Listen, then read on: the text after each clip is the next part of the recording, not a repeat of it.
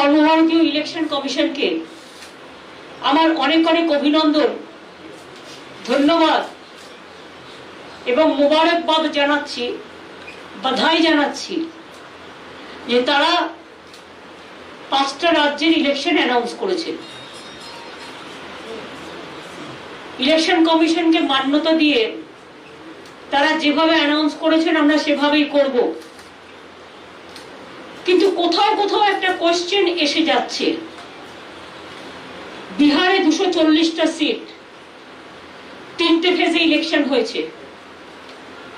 আসামে 3টে ফেজে ইলেকশন হচ্ছে। তামিলনাড়ুতে সম্ভবত 240-এর মতো সিট, 34, তাতে সেখানে ওয়ান ডে ইলেকশন। কেরালায় সিপিএম গভর্নমেন্ট আছে, ওয়ান ডে ইলেকশন।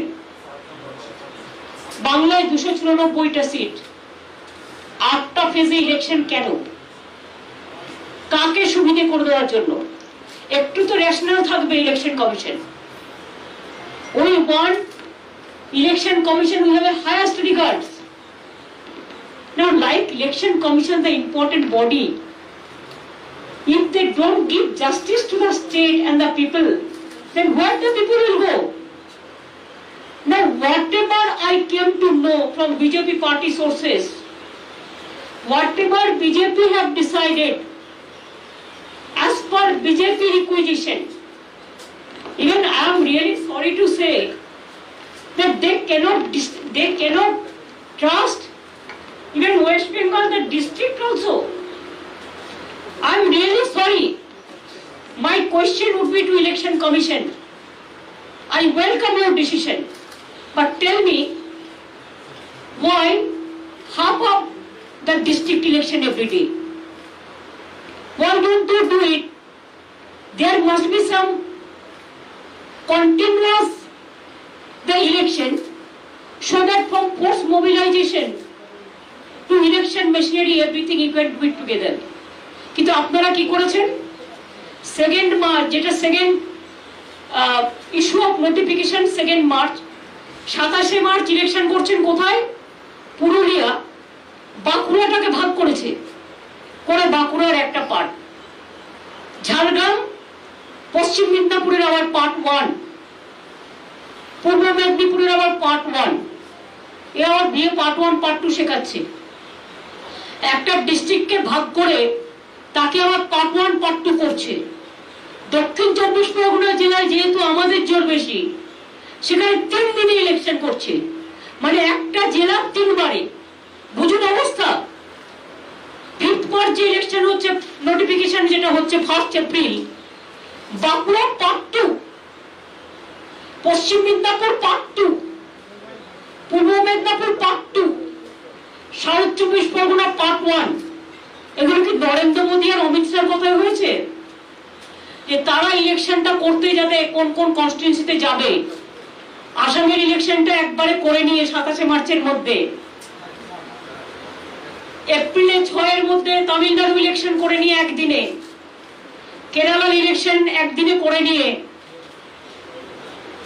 এখানে 23 দিনের ফুটবল গ্রাউন্ড, 23 দিনের খেলা খেলবেন? আমাদের যে আস না, এই খেলাতেও আমরা বলছি আপনাদের হেরে ভূত করে দেব। খেলা হবে 8টা ফেজে, হারিয়ে ভূত করে দেবো। তার কারণ আমরা গ্রাসরুটের লোক। আপনি জেলাকে ভাঙছেন, বিজেপি আপনারা জেলাকে ভাঙছেন, আপনারা মা বোনদের ভাঙছেন, অসম্মান করছেন, আপনারা ভাই বোনদের ভাঙছেন, আপনারা হিন্দু মুসলিম ভাঙছেন, আপনারা বাঙালি বাঙালি ভাবছেন, আপনারা বাঙালি রাজবংশ ভাবছেন, আপনারা বাঙালি মুসলিম উর্দু মুসলিম ভাবছেন, আপনারা টোটাল দেশটাকে ভাঙছেন। কিন্তু মনে রেখে দেবেন, বাংলার নিজের ঘরের মেয়ে মমতা ব্যানার্জি, আমি একটা কথা আপনাদের বলি, বাংলাটাকে কিন্তু আমি খুব ভালো চিনি। আমি গত 40 বছর ধরে আমার ছাত্র রাজনীতি থেকে আমি কিন্তু বাংলার বর্ডার টু বর্ডার চিনি, জেলা টু জেলা চিনি, অ্যাসেম্বলি টু অ্যাসেম্বলি চিনি। কাজে আপনারা যা করবেন, আপনাদের সব চক্রান্ত আমরা ভেঙে দেবো। আপনাদের এর উত্তর বাংলাকে অসম্মান করার। আমি মনে করি বাংলার মানুষ দেবে। বহিরাগত গুন্ডারা বাংলা শাসন করবে না, বাংলার মানুষ বাংলা শাসন করবে। আর আমি ইলেকশন কমিশনের কাছে রিকোয়েস্ট করব, with my humble regard, please consider West Bengal is your own state. Don't consider in the eyes of BJP. And whatever BJP have been decided, I have seen their list in the party office, and today I have seen the same list is been in the outside.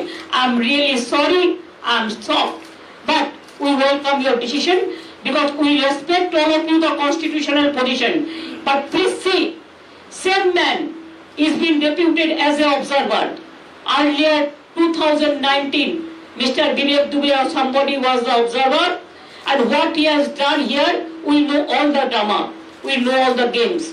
So our request would be, please see, BJP has the agency power, BJP has the government of India power, but one central government cannot misuse their own power for a state election. And if you do it like this, if you allow it like this, then there will be a big blunder. And then you have to face the music. We are not. We the common people, we will fight out our battle. But I will request the election commission, stop misuse of the money. BJP already sent the money on the district through all the agencies. Two, the Home Minister, tell him as a Home Minister he should work for the country. But as a Home Minister he cannot misuse his power for West Bengal election. Tell Prime Minister, we welcome him. As a Prime Minister, you use your power. But as a Prime Minister, you cannot use your BJP power to misuse your power for the state of West Bengal.